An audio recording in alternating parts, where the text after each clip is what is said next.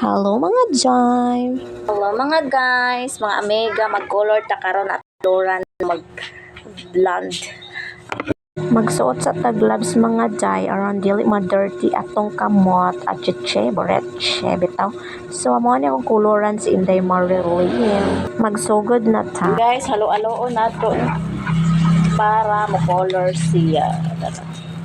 Nato ang So, magsugod na gid ta aron mo gwapa nig samot ning bayhanan ni. Gusto lagi siya maging half Pinoy, half foreigner. Char.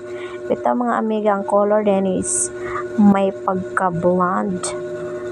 And then, mabura na siya buhok, no? So, ang iyang gi-color ani is isa lang jud siya sa box. Ang hilig jud ko mag-color mga Jai. Maskin sa akong kagalingon, agko ra gani naga-color para mahasler po kuno para di pod kaayo gasto iwas kanang gasto kaayo ikaw ray magkuan sa mga kagalingon basta kabalo lang jud ta mo color no pwede kita ra jud tawon para dili ta magastuhan masave na to ang atong kwarta kung mag-parlor ta kana jung daghan tag budget dili kay igo-igo lang maay pa nag-ipalit na lagbugas para makaon pa na sa imong pamilya.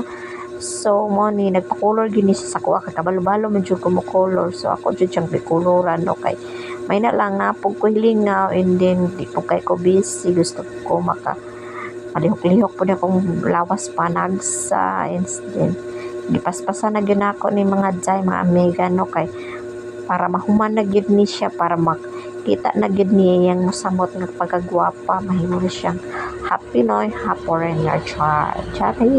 Ilig po kong color of blonde sa una mga Jai. Karon kay gusto lang kong black. Kay gusto ko simple lang po akong buhok. Parang Pilipina jud in tawon. So mo nang black jud akong buhok sa una. Ginakoloran ako ni brown black, ni yellow black. Nginana mga Jai. So mo niyang dagkway ko apa mga Jai no. Wala ni siya makeup. Simple lang gini siya karon. So, mukapahon mo dyan siya, no? Charis. Kita mga Jai, hapit na gid mahuman mga Jai. So, ako na siya, gitilok-tilokan ako mga Jai.